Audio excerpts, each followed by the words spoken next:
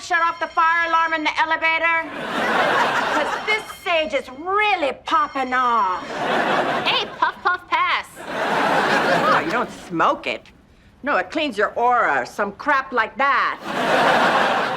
Well, that sounds spiritual. You know, my healer says the reason that I haven't been able to get pregnant is that my aura is filthier than my gynecologist's Instagram.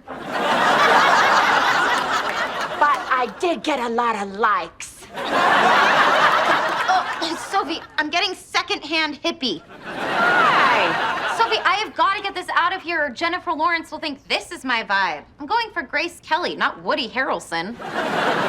Well, that's a mistake. You know what? My healer, Audra, gave me a whole list of things that I need to do in order to get pregnant. Is one of them have sex the front way? Yeah, also, eat apples, meditate, cut down on cigars.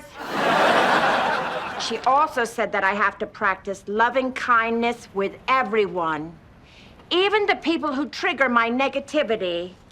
Yeah, but you know what? I'm as sweet as the sugar substitute that gave half my family cancer.